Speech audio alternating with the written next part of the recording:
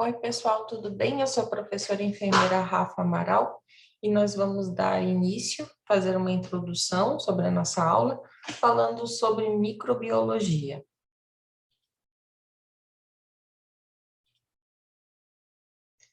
Então, qual é a definição de microbiologia? É o ramo da biologia que estuda micro-organismos. Na sua divisão tem os eucariontes, os procariontes, os unicelulares e os acelulares. Exemplos: vírus, bactérias, fungos, entre outros. As células eucariontes, que são encontradas em animais, plantas e fungos. Elas são células que contêm núcleo, né? E no núcleo contém o DNA que controla as atividades da célula. São células que produzem membrana, grande diferença entre as células separadas e divididas são vários compartimentos celulares, levando a uma maior eficiência. Então, a membrana, ela reveste toda a célula e divide as organelas também em compartimentos. Existe nas células eucariontes o citoplasma, que é o depósito de substâncias lipídicas e glicogênio, lugar onde as organelas estão localizadas. Então, as organelas são componentes das células, né? Partes das células que cada uma contém uma função e que juntas garante a vida dessa célula, certo? Então, o citoplasma é um meio ideal, o que contém substâncias lipídicas, que são e glicogênio, que são a energia para essa célula. Os lisossomos, em seu interior, existem enzimas que realizam normalmente a digestão intracelular. Então, a célula é capaz de compartimentar partículas e realizar a sua digestão. As mitocôndrias, a função dela é liberar energia por conter moléculas de glicose e ácidos graxos. Então, as mitocôndrias são responsáveis por produzir energia e, por consequência disso, fazem parte do metabolismo da respiração. Complexo de Golgi, na síntese de carboidratos, responsável por sintetizar carboidratos. O peroxomos, enzimas que sintetizam hidrogênio, oxigênio, peróxido de hidrogênio em água e oxigênio. O ribossomo auxilia na produção e na síntese das proteínas das células. Reúnem diversos aminoácidos durante a síntese de proteína através de uma ligação química chamada de ligação peptídica. Então, a gente sabe que as proteínas, elas são responsáveis pela formação de vários processos no nosso organismo, né? Basicamente, o nosso organismo, ele se comunica e faz até mesmo as defesas que nós precisamos para combater micro-organismos, nós precisamos nos comunicar entre uma célula e outra no organismo através de proteínas, né? E como é que se forma essa proteína? Através de cadeias de aminoácidos, né? Pegam-se vários tipos de aminoácidos diferentes, compõem uma proteína e essa proteína é como se fosse a chave, a senha para desencadear alguma função dentro de um organismo.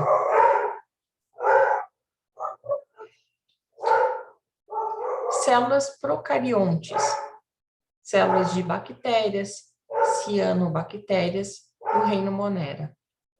São seres menos complexos, não são organizados celularmente, não possuem núcleo, nem membrana nuclear,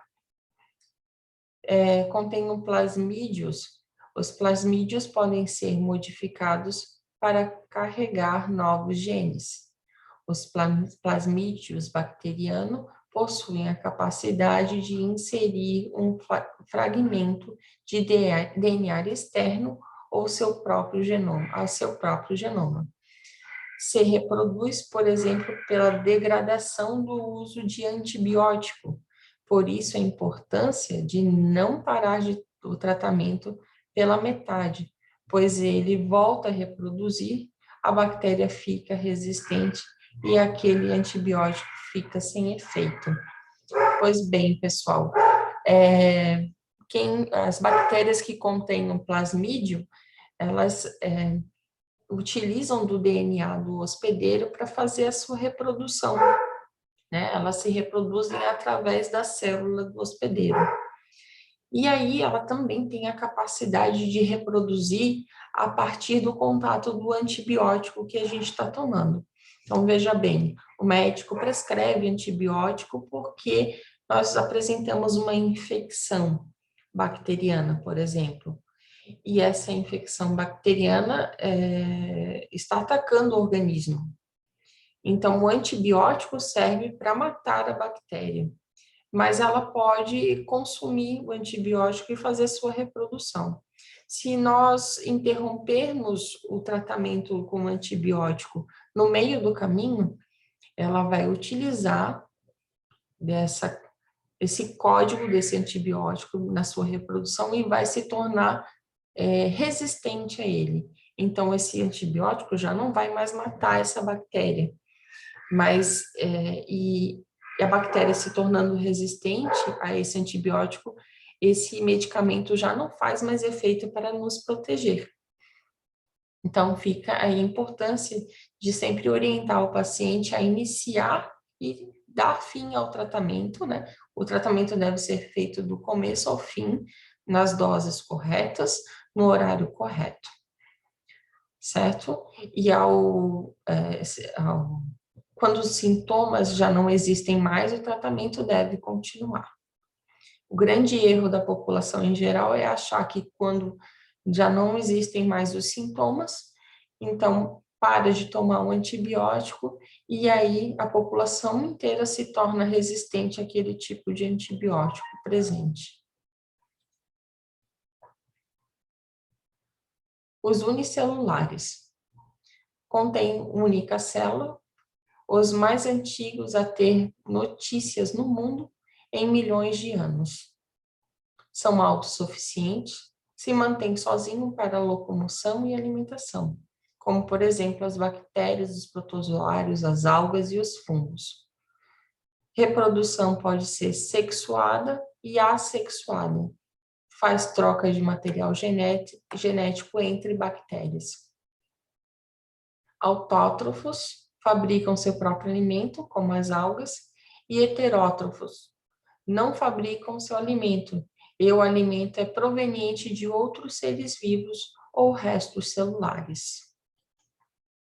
Os multicelulares possuem mais de uma célula, muito complexos, na evolução e modificação durante anos, podem ser autótrofos, que são os que são capazes de produzir seu próprio alimento, ou podem ser heterótrofos, que precisam do alimento do hospedeiro ou de restos celulares. A reprodução pode ser sexuado ou assexuado, como os animais, plantas, algas e fungos. São diferenças celulares entre os indivíduos, tamanho maior e com eficiência energética, adaptação ao meio ambiente e controle da temperatura. Agora nós vamos falar sobre os vírus. Os vírus são organismos acelulares, ou seja, eles não possuem célula. Depende de um hospedeiro para se multiplicar. Não são considerados ser vivos por não fazerem funções vitais e não terem núcleo organizado. São inertes e se não infectarem alguma célula, aí sim a replicação é muito rápida, ou seja, são inertes se não infectarem uma célula. Mas se infectar uma célula do hospedeiro, aí sim a replicação dele é rápida. Eles assumem formas diferentes, se assemelham ao envelope. Em seu núcleo podem conter DNA, retrovírus, ou RNA, adenovírus, e também os dois juntos. Então, a gente viu que o vírus não é considerado um organismo vivo porque não apresentam as funções de um organismo, né? Não são organizados, mas que dependem de um hospedeiro para se multiplicarem. Geralmente, o vírus utiliza o material genético do seu hospedeiro para fazer a sua multiplicação, a sua replicação. Então, agora nós vamos falar sobre a replicação do ciclo lítico e replicação lisogênica.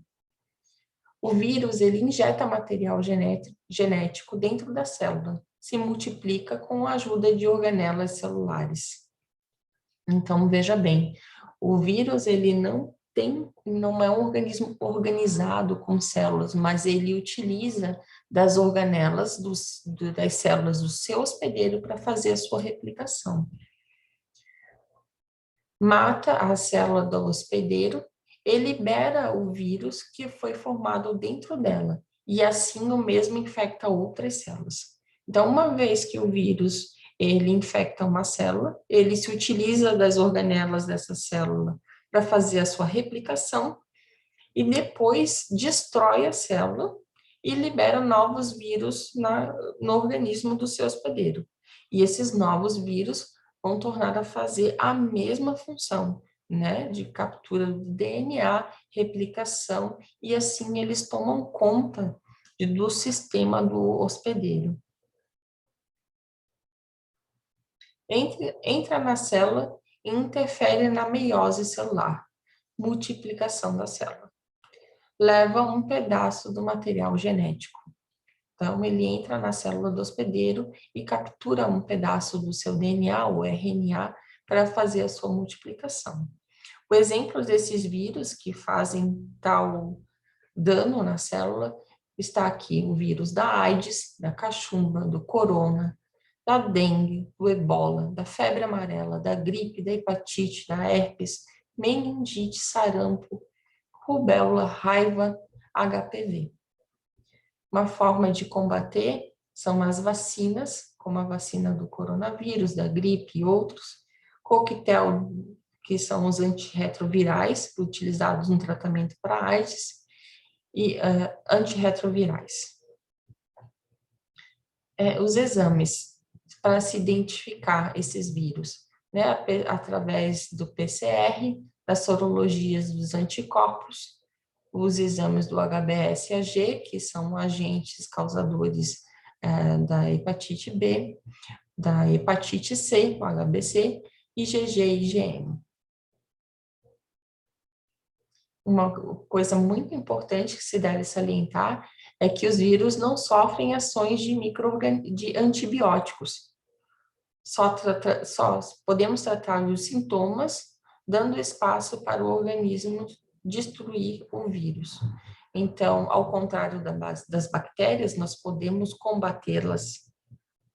As bactérias, nós podemos combatê-las com antibióticos. Agora, os vírus, a gente não combate com antibiótico. Não é utilizado antibiótico. Pode-se utilizar antirretrovirais para dar um tempo, para dar uma sobrevida para o hospedeiro poder destruir os vírus, se recuperar e destruir os vírus.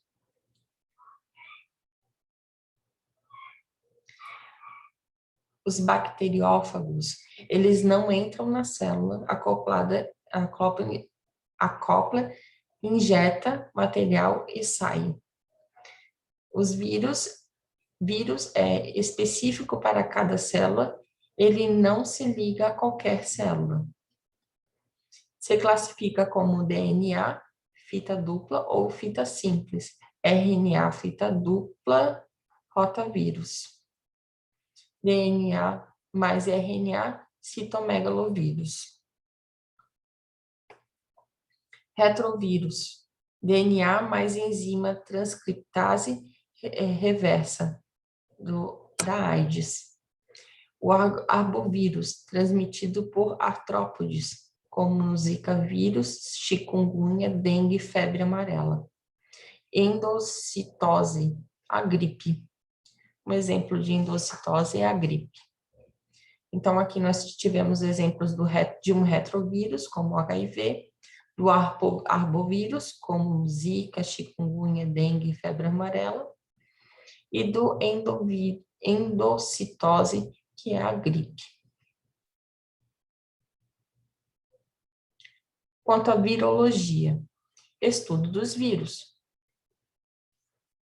Patogenia das infecções víricas é determinada pela contaminação dos efeitos diretos e indiretos da replicação viral e das respostas dos hospedeiros à infecção. Os mecanismos pelos quais os vírus produzem doença em seus hospedeiros podem ser examinados em diferentes níveis. Então, de que forma os vírus podem causar doença nos seus hospedeiros? De forma horizontal, que é de um indivíduo para o outro, através de aerosóis, agulhas e vetores. Aerosóis são aqueles espirros, tosses, né? Gotículas que a gente desprende vírus no ar e contamina outras pessoas. Na forma vertical, da mãe para o filho, quando a mãe contém algum vírus, como, por exemplo, o vírus da AIDS.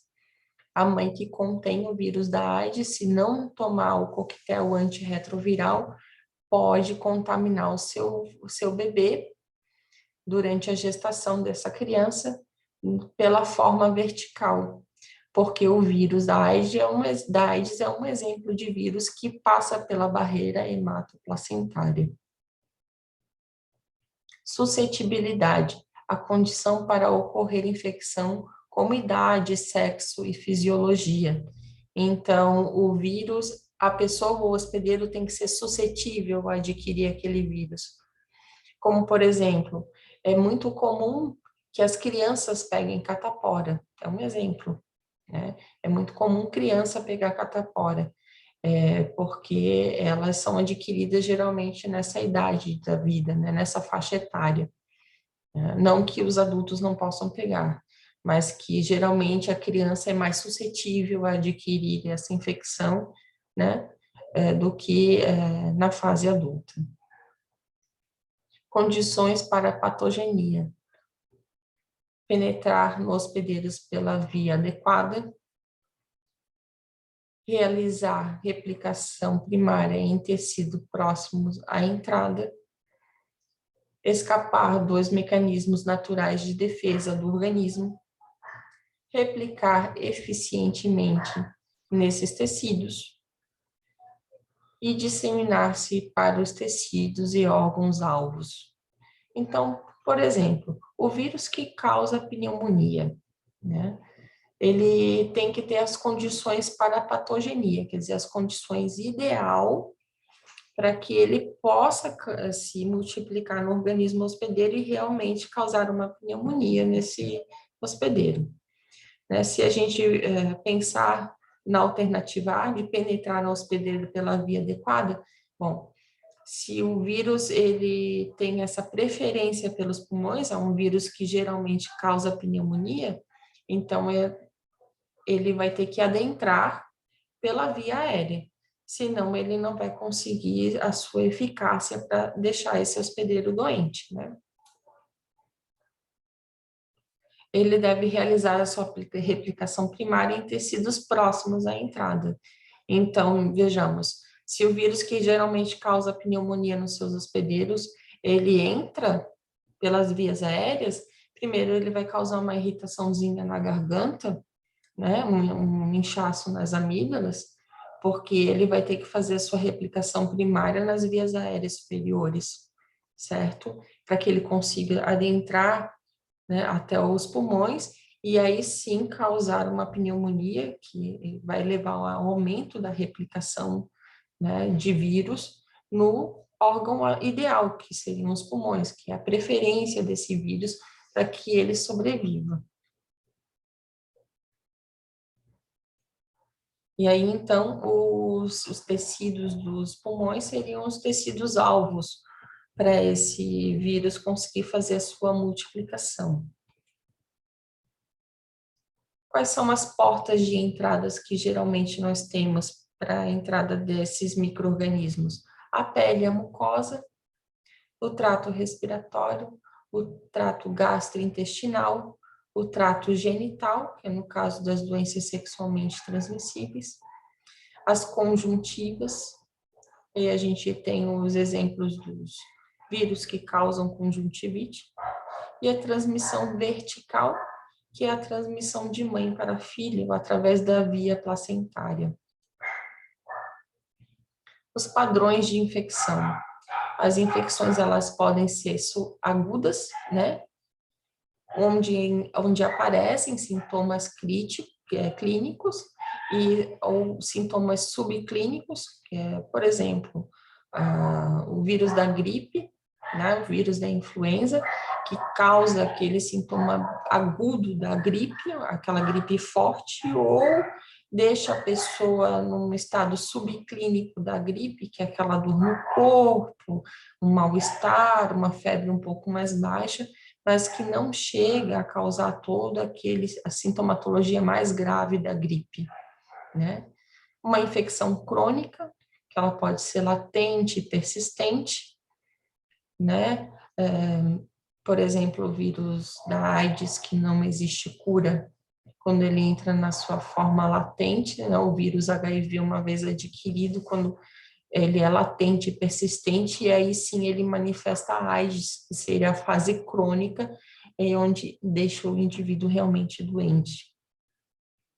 E uma infecção congênita, que é a infecção não produtiva, que é a infecção dada de um indivíduo para o outro, né? Infecção aguda, né? Os anticorpos, eles crescem na mesma proporção que acontecem o estímulo do vírus, né? Existe a replicação viral e, ao mesmo tempo, naturalmente, os anticorpos se manifestam. Na rápida replicação e produção do progênio viral, é rápida erradicação do agente. Na subclínica, a manifestação clínica é clínico-patológicos.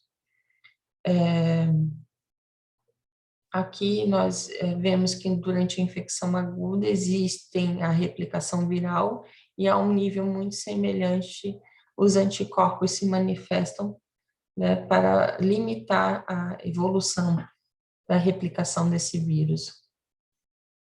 Na infecção crônica, existe a persistência dos agentes hospedeiros por longo período, muitas vezes pelo resto da vida. O hospedeiro, no sistema imune, é incapaz de erradicar o vírus. Exemplos de vírus que comumente não são erradicados: o vírus do HIV, da hepatite B, da hepatite C, né? Agentes persistentes por estratégia evolutivas. Os níveis de replicação e excreção viral nas infecções crônicas são muito mais baixos do que nas infecções agudas. Tipos de infecções e fatores. Depende da biologia do agente, da dinâmica da replicação viral, a ausência ou presença de replicação ativa, latente ou persistente, e a sua duração. É isso que diferencia um vírus do outro, né? Se o vírus torna esse hospedeiro doente cronicamente ou não. Por exemplo, o vírus da gripe vem, faz a sua fase aguda, ao passar os sintomas e serem controlada a infecção, então a pessoa não fica mais com a sintomatologia dessa doença. Mas o exemplo do vírus do HIV, existe a manifestação dessa doença, o hospedeiro é incapaz de se curar, né, de combater, de exterminar esse vírus e ele se torna doente cronicamente, né? Ele para sempre terá esse vírus no seu organismo, de forma latente, então, e de forma persistente. As infecções apresentam os períodos de incubação, que é iniciado da infecção, os primeiros sintomas. Na maioria das vezes, de 2 a 10 dias.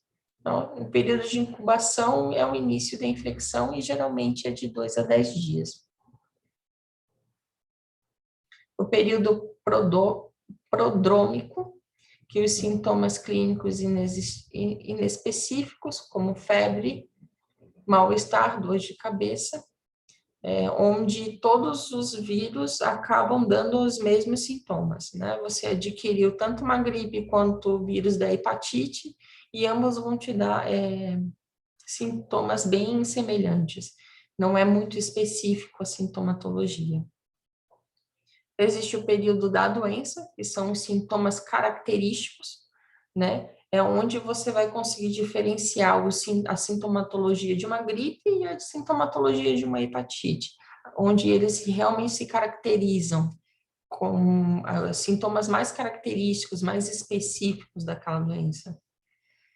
O período de infecciosidade, que é quando existe a excreção do vírus, que é num período onde você está contaminando outras pessoas, e o período da convalescência, né, que é a recuperação do indivíduo, onde o vírus para de atingir o teu organismo. E agora nós vamos falar especificamente do vírus HIV, que é o vírus da síndrome da imunodeficiência adquirida.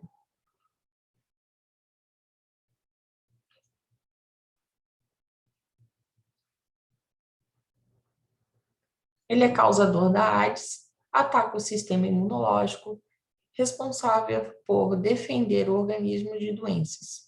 As células mais atingidas são os linfócitos T, CD4, e é alterando o DNA dessa célula que o HIV faz cópias de si mesmo. Depois de se multiplicar, rompem os linfócitos em busca de outros para continuar a sua infecção.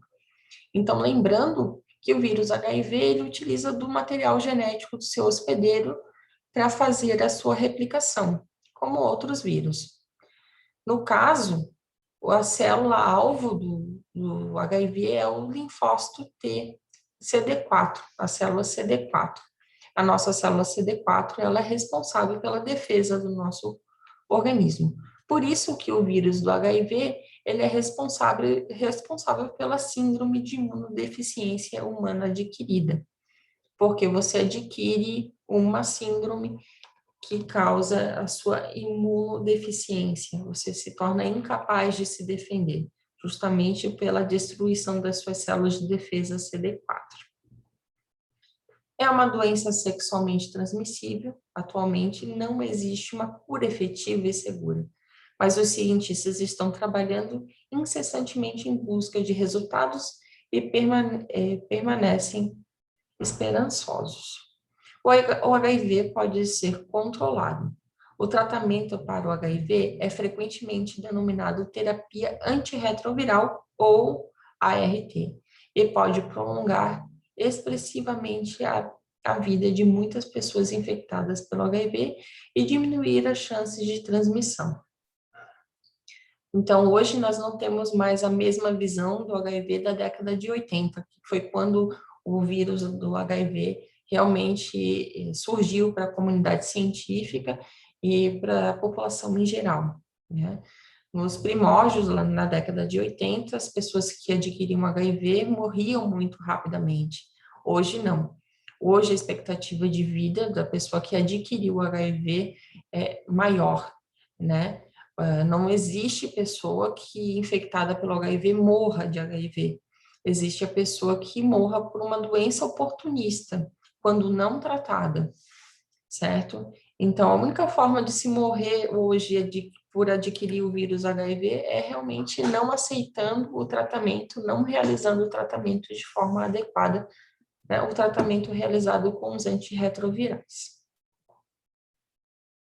Algumas pessoas que estão infectadas com HIV relatam ter sintomas semelhantes aos da gripe de 2 a 4 semanas após a exposição, que são aqueles sintomas não específicos na fase de infecção, né, que é a febre, aumento dos gânglios linfáticos, garganta inflamada, erupção cutânea, assadura.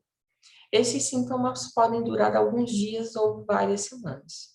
Durante esse tempo, a infecção pelo HIV pode ou não aparecer ou um teste de HIV, mas as pessoas que têm são altamente contagiosas e podem espalhar a infecção para outras pessoas. Daí a necessidade de saber sobre a janela imunológica, que é a janela imunológica é o período em que você já adquiriu o vírus do HIV, que você já pode transmitir, mas que por muitas vezes esse vírus pode não ser detectado ainda em exames laboratoriais. É importante salientar que todas as pessoas devem se cuidar quanto às contaminações de forma por via sexualmente transmissível, né, evitando relações sexuais sem uso de preservativo. O vírus HIV é causador da AIDS, que é a síndrome da imunodeficiência adquirida.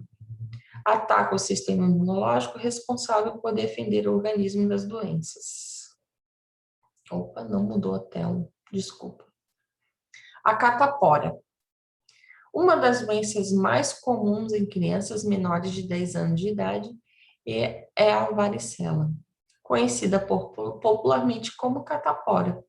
Essa doença é bastante contagiosa e normalmente gera surtos no final do inverno e no início da primavera. Essa relação com o clima está no fato de que no frio as pessoas procuram ambientes fechados, o que facilita a transmissão. Os sintomas da catapora, da varicela. Os sintomas da varicela são bastante característicos. O surgimento de várias bolinhas vermelhas pelo corpo, que aos poucos tornam-se bolhas, rompendo-se e dão origem a feridas. Em um mesmo indivíduo, é possível observar várias lesões em diferentes estágios de desenvolvimento.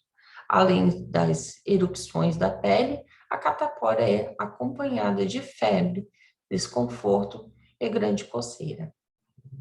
A sua transmissão ocorre pelo meio de gotículas de saliva presentes no ar ou ainda pelo contato de uma pessoa saudável com o líquido encontrado no interior das vesículas, que são as bolinhas. Vale frisar que a transmissão também pode ocorrer pelo contato com objetos contaminados e durante a gestação, pela placenta. Chikungunya é uma doença viral transmitida por meio de picada de mosquito do gênero Aedes. Os sintomas: febre, dor nas articulações. Pode afetar indivíduos de todos os sexos e idades, sendo todas as pessoas, portanto, igualmente suscetíveis. Entretanto, a gravidade da doença está muito relacionada com a presença de doenças crônicas, como hipertensão e diabetes. Em gestantes, há relatos de abortamento espontâneo. Transmissão. A chikungunya é transmitida por meio de picada de fêmea dos mosquitos do gênero Aedes contaminadas. Aedes aegypti e Aedes albopictus são os principais vetores. Como os mosquitos se proliferam em água parada, a transmissão da doença é maior nos meses chuvosos. Normalmente, os sintomas da doença surgem entre 2 a 12 dias após a pessoa ser picada pelo mosquito contaminado. O período de viremia, presença do vírus no sangue do circulante, podem durar por até 10 dias. Então, o meio de erradicar a chikungunya seria controlando o inseto, o mosquito, que faz a transmissão, que é o vetor dessa doença. Como? Evitando água parada, cuidando dos vasilhames, cobrindo as caixas d'água, né? Que é onde o vírus deposita, o inseto deposita os seus ovinhos e faz a reprodução da sua espécie, né? Pequenos cuidados que previnem a manifestação desse tipo de doença. Agora vamos falar da gripe. A gripe e o resfriado não são a mesma coisa. Ambas as doenças são de origem viral, transmitidas por meio de gotículas de saliva ou secreções nasais contendo este micro-organismo. Sintomas: cansaço, indisposição, dores musculares, corrimento nasal, dor de garganta, febre alta, indisposição. Esses sintomas surgem em até uma semana após a exposição ao vírus e perduram por aproximadamente 5 dias. Importante: está gripado? Repouso, ingestão abundante de líquidos e uma dieta equilibrada são essenciais. Em casos de febre, faça compressas frias. Se houver o surgimento de febre alta, sempre é interessante buscar atendimento médico. A febre ela deve ser medicada para alívio dos sintomas. Nunca se automediquem, certo? Para que não haja, e nós da enfermagem principalmente, temos que orientar a população para não realizar a automedicação, porque vírus, eles costumam manifestar os primeiros sintomas de forma muito semelhantes, né? E se automedicar pode aí prolongar o diagnóstico de algo que pode ser mais grave. Além de que o vírus da gripe, ele dura por aproximadamente 5 dias, mas ele é a porta de entrada para outros micro-organismos que podem causar coisas mais graves. Então, uma gripe mal curada pode levar a um outro micro-organismo adentrar o hospedeiro também e junto à gripe provocar aí uma pneumonia, uma meningite, coisas mais graves para a condição de saúde do hospedeiro. Então, vale a pena salientar que toda a sintomatologia deve ser observada por um médico e medicada pelo mesmo. Essa lista é muito interessante. É a lista de algumas doenças causadas por vírus em humanos. Existe uma tendência dos concursos públicos fazerem questões onde você deve assinalar a resposta, a alternativa, assinalar a alternativa em que todas doenças relacionadas são transmitidas por vírus ou todas as doenças relacionadas são transmitidas por bactérias. Então, vale a pena aqui gravar quais são os tipos de doenças que são causadas por vírus. Aqui são umas: AIDS, catapora, cachumba, chikungunya, condiloma acuminado, que é o HPV, dengue, ebola, febre amarela, gripe, hepatite A, hepatite B, hepatite C, hepatite D, herpes genital, HPV,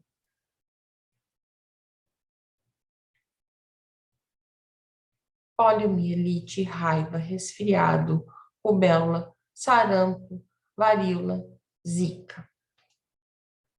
Agora vamos falar sobre bactérias. As bactérias são organismos unicelulares que não possuem núcleo definido em organelas membranosas.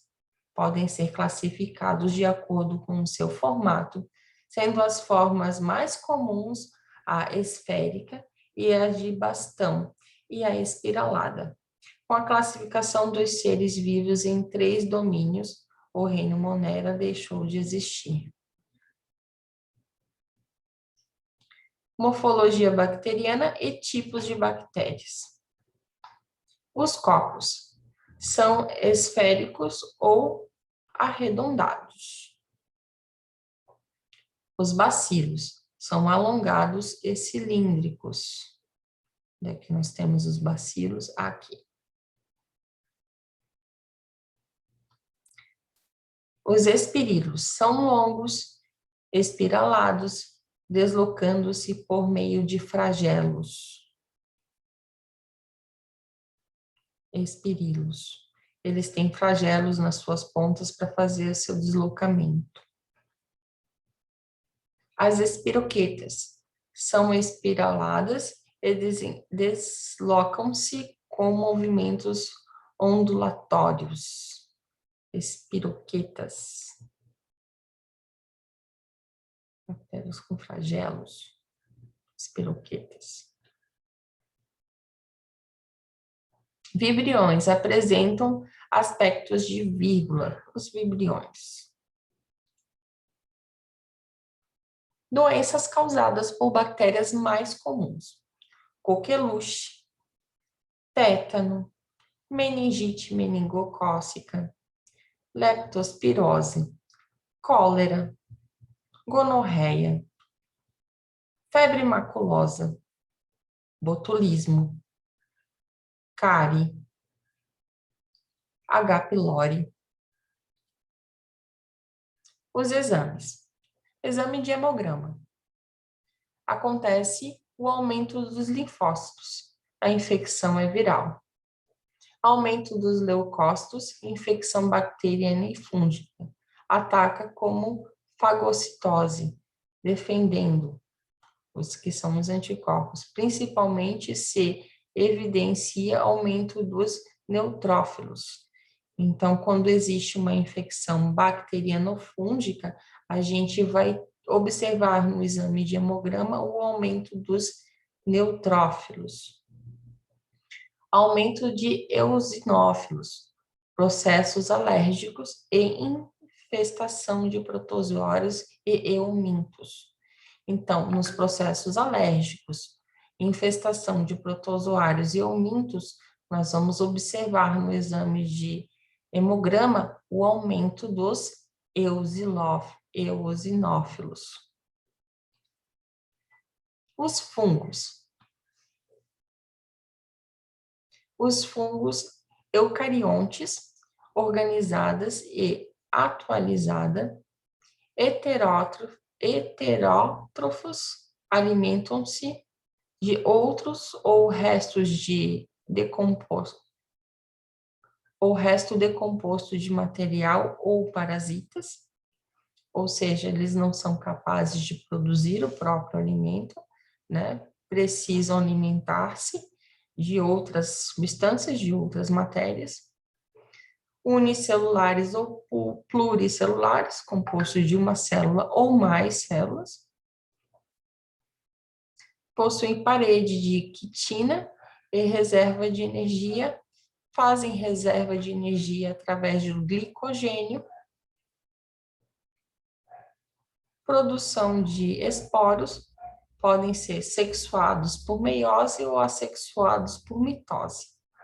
Vivem em lugares úmidos, são aeróbicos ou anaeróbicos, né? Como no caso da fermentação, ou seja, podem viver em ambientes que contêm oxigênio ou que não contêm oxigênio. Importância. A importância dos fungos.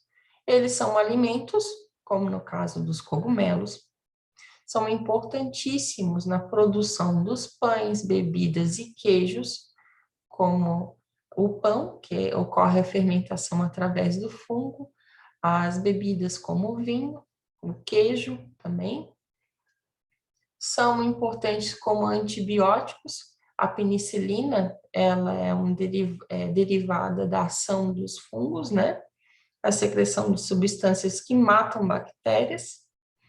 Na saúde pública, os fungos estão presentes como micose de unhas, a candidíase, o sapinho, nas pneumonias. No controle biológico em relação às pragas agrícolas, eles também são utilizados no controle das pragas. Profilaxia, que é a prevenção. Como se prevenir dos fungos? Manter o local sempre seco, uso de antimicóticos como fluconazol, oxconazol e cetoconazol, que são antifúngicos capazes de, então, agredir e atenuar o fungo, né? Eliminar o fungo. Protozoários. Os protozoários são organismos unicelulares, eucarióticos e que apresentam nutrição heterótrofica, ou seja, não são capazes de produzir o próprio alimento. Os protozoários, em sua grande maioria, apresentam vida livre e são encontrados em diferentes ambientes aquáticos e úmidos. Existem, no entanto, espécies que vivem em associação com outros organismos, como é o caso dos parasitas. Existem a amebíase, tricomoníase, toxoplasmose, leishmaniose visceral ou tegumentar, doença de Chagas e malária. Todas essas doenças causadas por protozoários. É um tipo bastante comum de classificação dos protozoários. Usa como critério o modo de locomoção desses seres no meio aquático.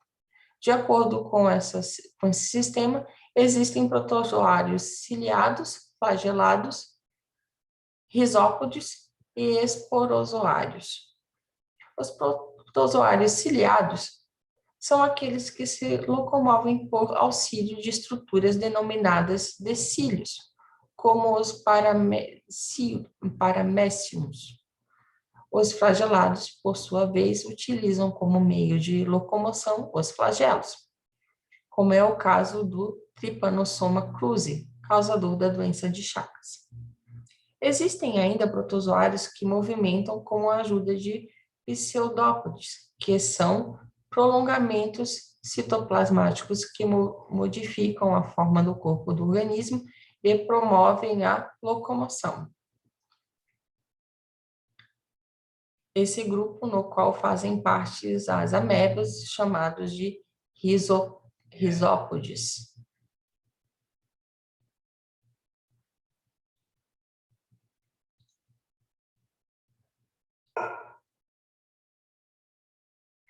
Os esporozoários, por sua vez, não apresentam nenhum tipo de estrutura de locomoção e são levados na forma de esporos pelo ar, água e até mesmo por animais. Por exemplo, nesse grupo podem citar os Plasmodium vivax, responsável por provocar malária.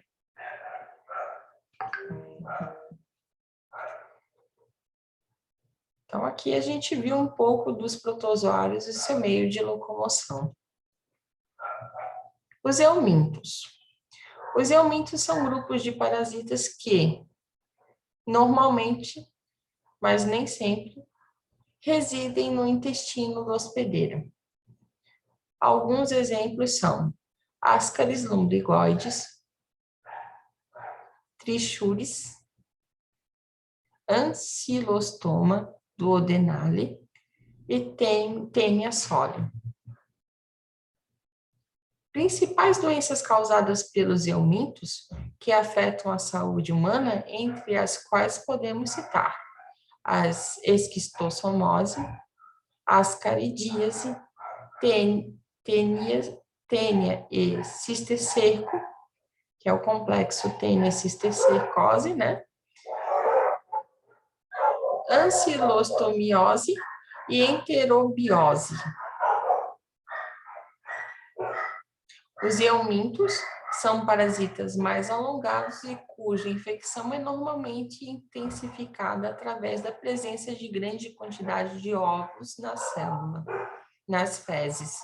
Então, nos exames parasitológicos de fezes, que é a análise das fezes do hospedeiro, quando existe uma grande quantidade dos seus ovos, dos ovos dos eumintos, é que se dá o diagnóstico da presença, né, desse micro-organismo. Os eumintos são classificados em 2 grandes grupos, os denominados filos, os nemateumintos e os fateumintos. Os platimintes. Desculpa, gente, é muito difícil ler tudo isso. O primeiro grupo é construído por vermes, que apresentam um corpo cilíndrico, enquanto que no segundo grupo, os vermes apresentam um corpo achatado, dorso ventralmente. Teníase e cisticercose. A teníase é uma parasitose intestinal que pode causar dores abdominais, náusea, debilidade, perda de peso, flatulência, diarreia ou constipação. A infestação pode ser percebida pela eliminação espontânea nas fezes de proglotes do vermes, que são os ovinhos do vermes. Os artrópodes. Artrópodes são animais dotados de patas articuladas e que possuem esqueleto externo, exoesqueleto, nitidamente segmentado. Entre eles, besouros, borboletas, aranhas, camarão, centopeia, piolho de cobra. O grupo de insetos tem a maior diversidade entre os animais, sendo os besouros os mais comuns. É isso, pessoal. Ficamos aqui com essa aula. Espero que todos tenham entendido um pouquinho, né, da microbiologia apresentada, apesar de ser bastante variada. E na sequência, no terceiro vídeo, eu vou passar o nosso primeiro exercício.